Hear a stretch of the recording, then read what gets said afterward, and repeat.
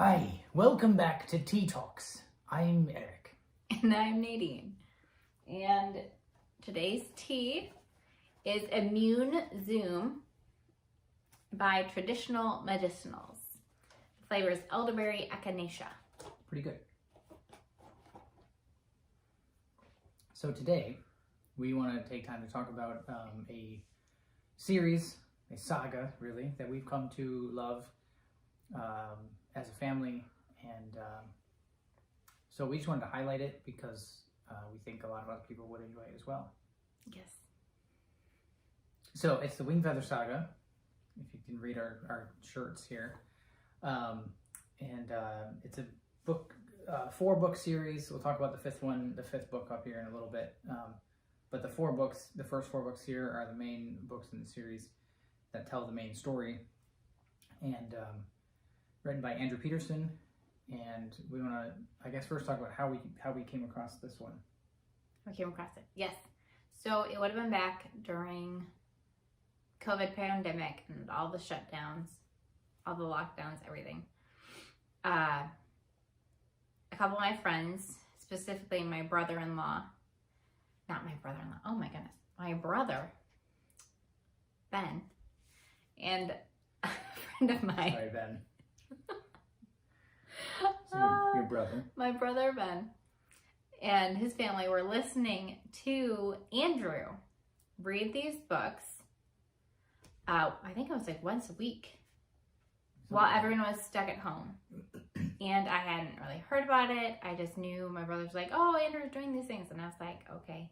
And we didn't really know who Andrew Peterson was, at least not to the extent. Like, we were still new to even Andrew Peterson and that whole world. And so we kept seeing things, and my brother kept being like, oh, this is a really great book. And then other people, like on Instagram, other people I knew who were affiliates or friends of Andrew were like, oh, we read these books at night to our kids, and they're always like, oh, one more chapter. And I was like, okay, so these books must be pretty good. And so during 2020, we moved down to Virginia from Michigan, and I kept seeing occasionally things about Wingfeather Saga going on, showing up.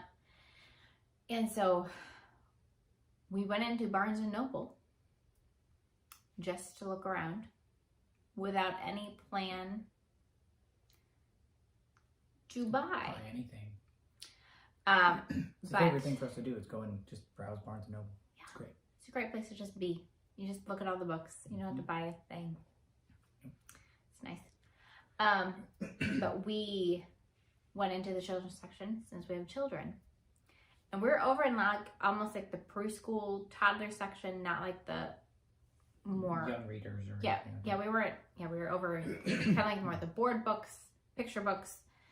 The thing with the section that has all like the riding cars and the play books. Anyway, we're over there.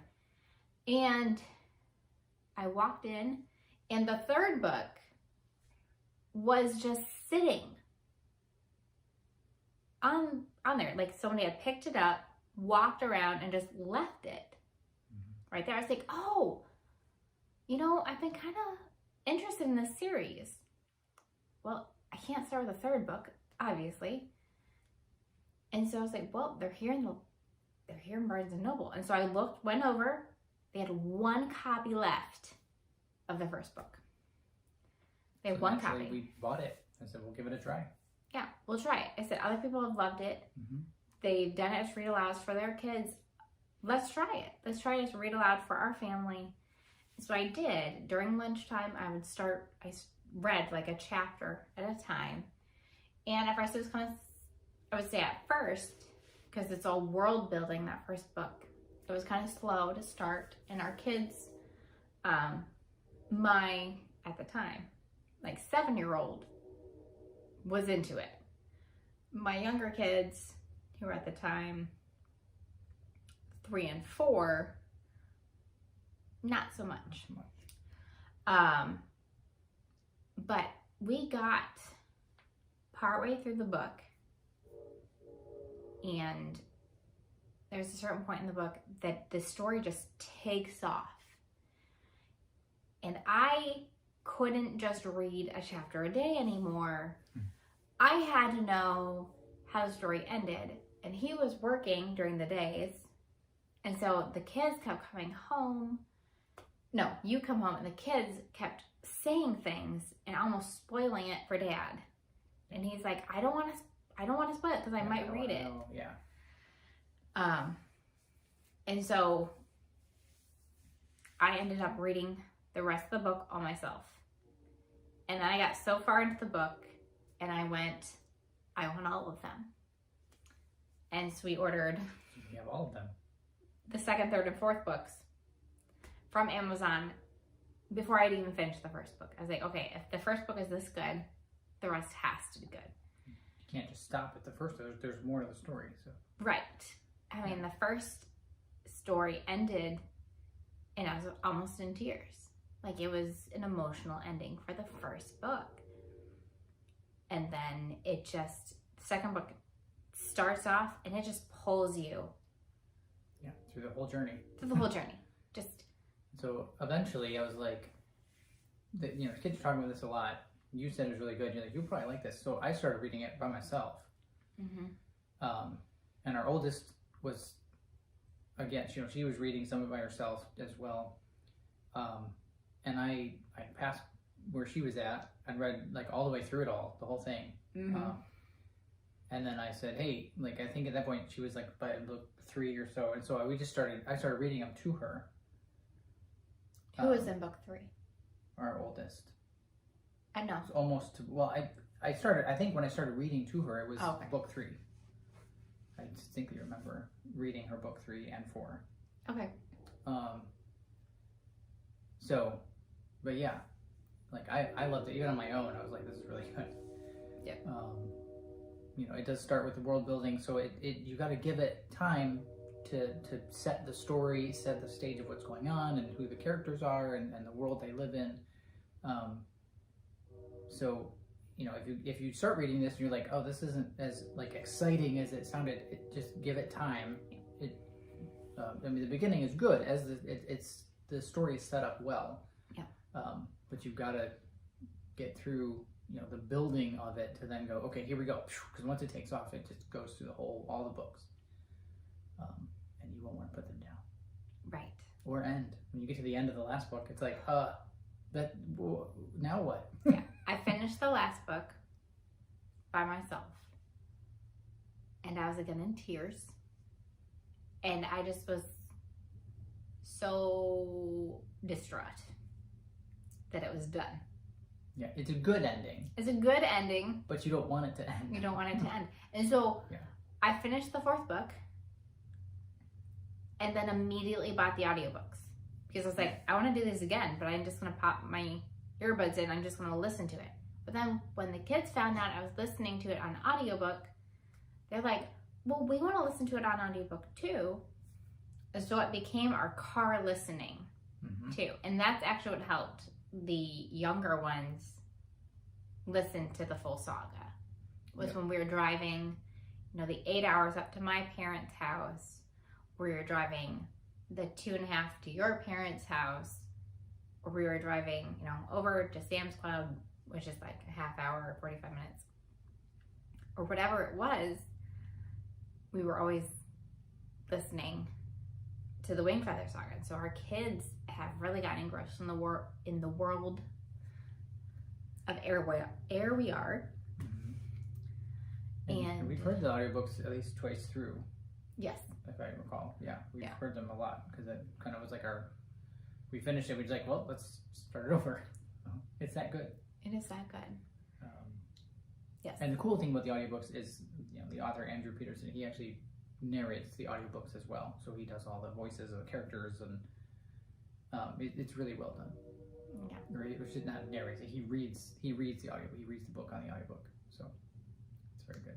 Yeah, it's very well done. Yeah. So we want to talk a little bit about basic plot of the stories to give you an idea. So basically we'll start with setting. It is set in a fantasy world with fantastical creatures like sea dragons. And we're going to try very hard not to spoil anything. But the story focuses around a family of a mother who is widowed, her 3 children who are ages 12, 11, and 9, and their grandfather, who is an ex-pirate captain. And and so that is the family, and they live in this little cottage. They have like a little mini farm going on with horses, and they have a garden.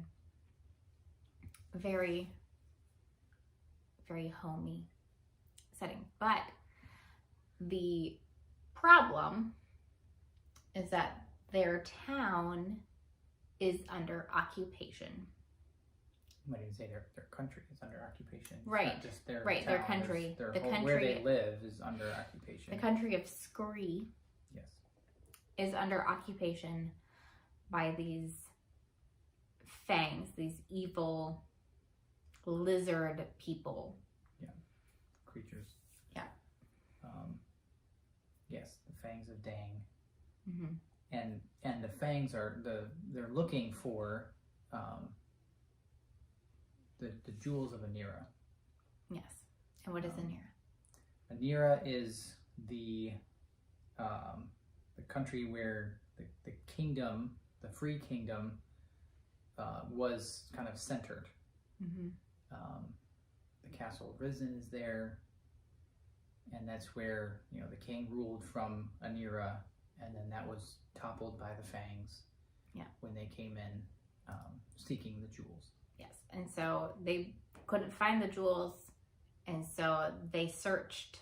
They left the continent of Dang and went to the other continent where Scree is.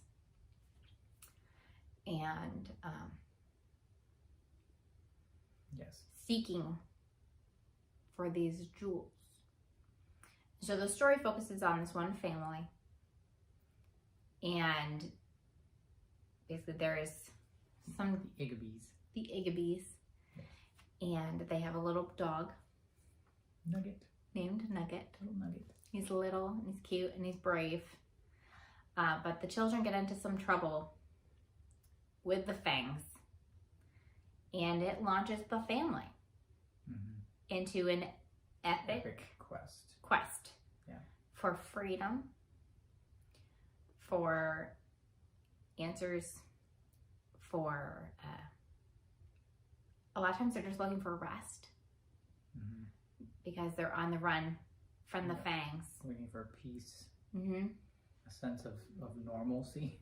Yeah, they just want things to be as they were. Yeah, and they're also looking for identity, like who are we, and what is our role in all of this. And so and also things like what can we do? Like, we're just people. How can we impact our world or our situation?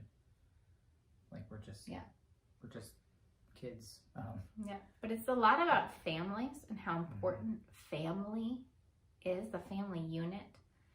Yes. The family is, as they go through this journey, they're always walking through these scenarios many times. Anyway, I won't spoil anything, but they're together. They're doing. That's the kind of the important thing is it's not a lone hero setting out to save the world. It's a family doing this, taking this journey together. Yeah. And when they get separated from each other, they struggle. Yeah, they struggle. Bad things happen. Yeah. When they get apart from each other and they don't have that rock of a family. Yeah, they're better together throughout the story. And that really comes through the whole thing. They help each other. They support each other. They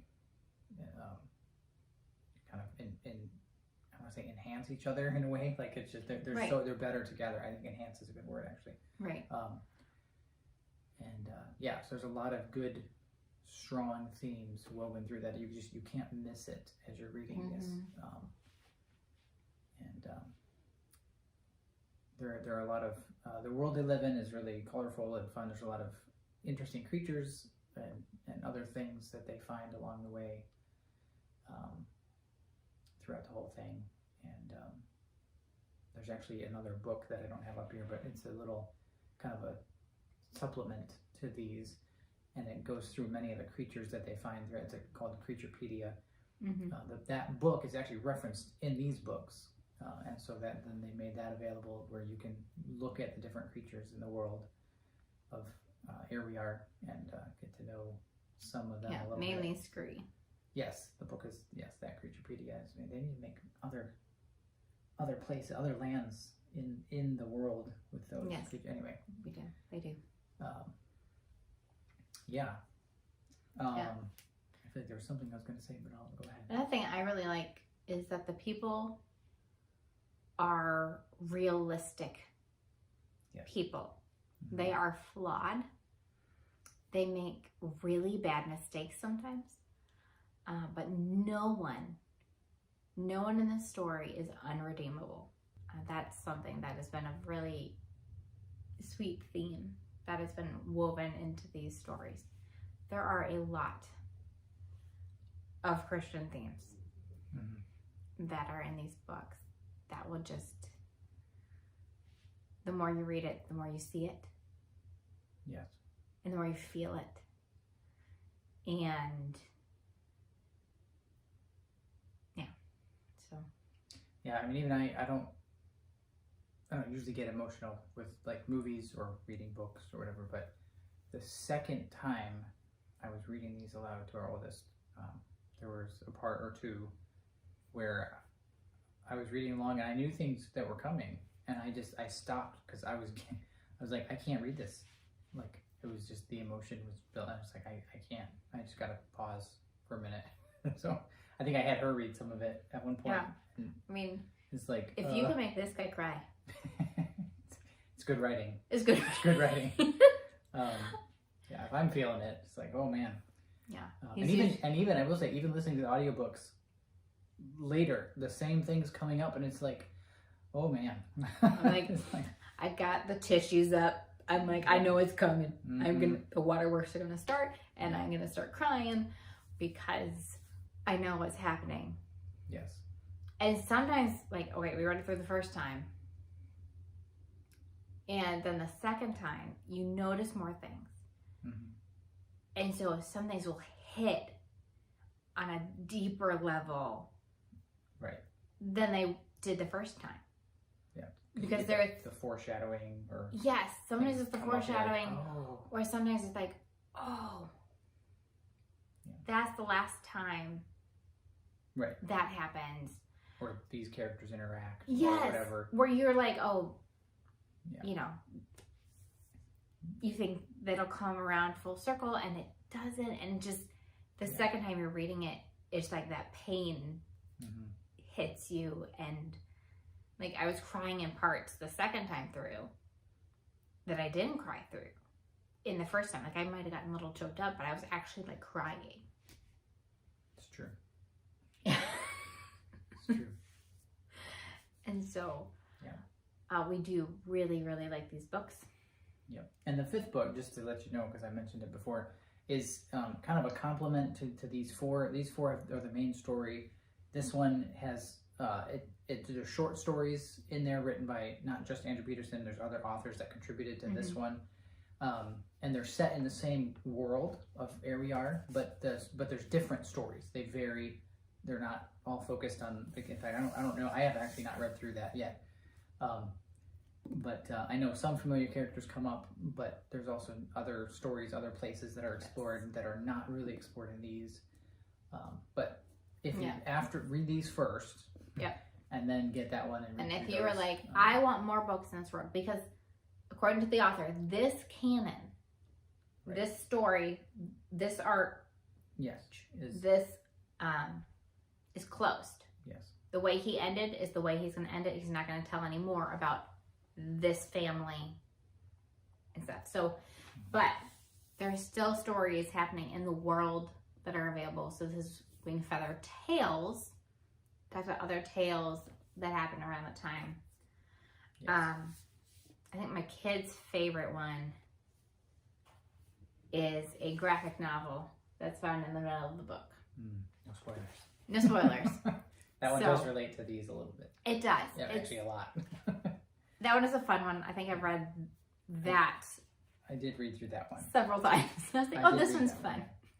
I read part of the first one, but yes, I read through all of the first one. Had time to sit and read it, so. And I haven't gotten through the second one yet, but yes.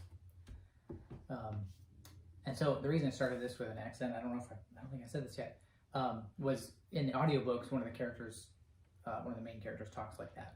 The ex-pirate character talks like that. He's kind of a gruffer voice. Grandpa Poto. And it's fun to, for me, I enjoy trying to mimic some of the accents of the various characters throughout the journey. And it's fun. But another cool thing about the series is now it is an animated series. And so Andrew Peterson and Chris Wall kind of partnered together and got Angel Studios on board. And so now the first season is now out there in the world and done. They recently completed season 1. There's 6 episodes, which doesn't seem like much, but there's a lot to these episodes. Like it really packs a lot in there. They do summarize a lot from the book. So don't expect, if you read the book and then watch it, don't expect it to be like exactly the same. It's the same story, but they kind of condense things a little bit. They put some of the different parts of it together in the same thing, just to streamline it a little. And they hint at things to come, too. Yes. And they said a lot of the why they did that was they didn't want you to read the book and then watch it and be like, this is the exact same thing I just read, because they wanted to have a kind of a fresh experience with it. Yeah. But it is still the same story overall. It just they put all of book 1 into the first season, but it's really well done and really worth watching. So that can be on, I think they have it on the Angel Studios app, as well as I think YouTube would have some of those as well. Yeah, they have the live streams on there. Yeah. So again, that's hence our shirts. That's really where they come from, is supporting the animated series from this saga, because we've enjoyed the story in this form as well as on the animated series format. Is also really well done, and so definitely encourage you to check it out. Yeah, the show is actually very unique in its animation style. It's almost a stop motion kind of. Yeah, I guess it's paint. Like the backgrounds are painted, like computer painted, but like you can actually see like brush strokes and things. And so it's just a very unique animation style. You really can't describe Just go watch it. It's unique. It's a unique animation style that you can't really describe well. But, so we told you about plot. Like, so what should you kind of expect in these? This is how I've described it to people. Okay.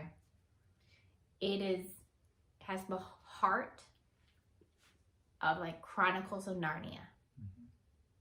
Yeah, like those core themes, the Christian themes that are woven throughout it, just like in Chronicles of Narnia. We're gonna have that in there. So as like almost the heart of Chronicles of Narnia, almost like similar world. It has the epic narrative of the Lord of the Rings.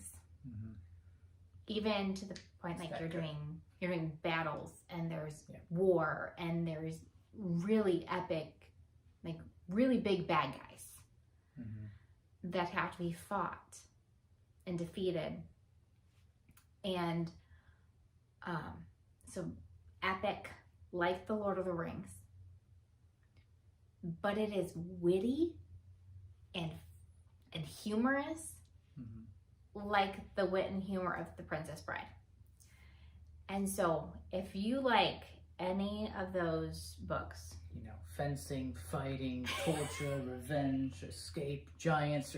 That's not really the order, but those kind of things are all packed up in here. It's all in here, and it's all fun, and like you'll have a really serious part, and then all of a sudden something funny happens, and you start laughing because he does really well of breaking up that tension with something humorous. Or the heavy parts. I mean, there's tense parts, but also just heavy parts that are also kind of broken up well with humor. So it's not just like, just like kind of wading through the heaviness of what's going on. Like it's really well done. Yes. I mean, they're, I will also say, these books say they're for like 9 to 12-year-olds.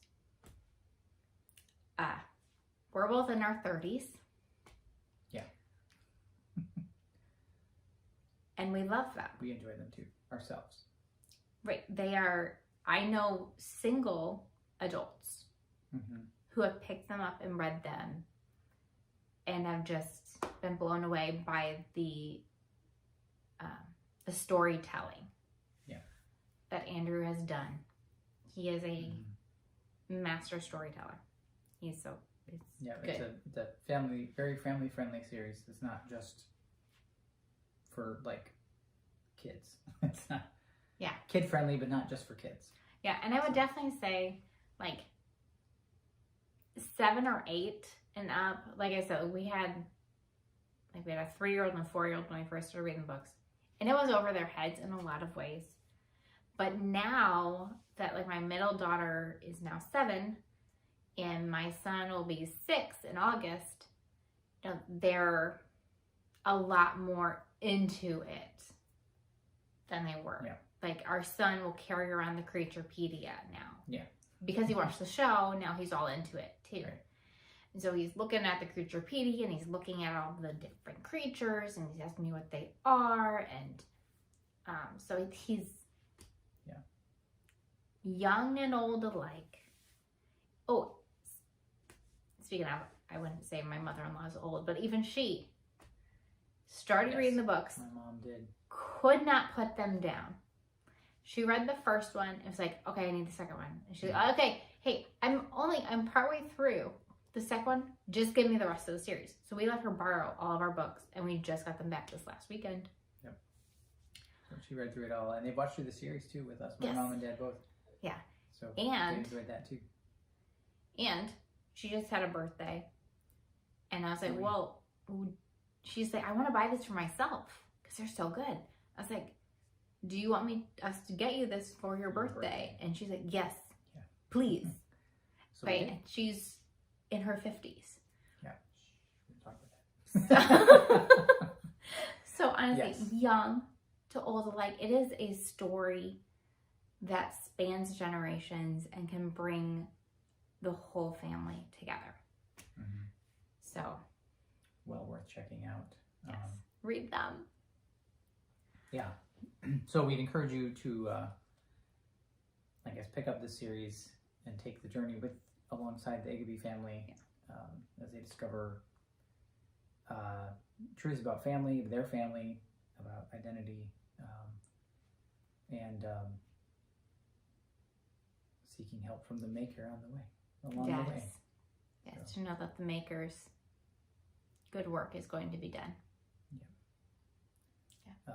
So check this out, literally from the library if you want, or you can buy them wherever books are sold. Yes. Online or otherwise. So I think that about wraps it up for today. So yeah, check out the Wingfeather Saga, and be encouraged as we were, and kind of pulled along on this journey. Our contact info will be in the show notes as well as at the end of the video if you're watching or listening, either way. And so if you have a tea you want us to try in future episodes, let us know that, as well as future topics for conversation, as we are really with this attempting to reclaim the lost art of conversation, or the dying art of conversation, whatever you want to call it, or look at it. But yeah, I think until next time, bye. Bye.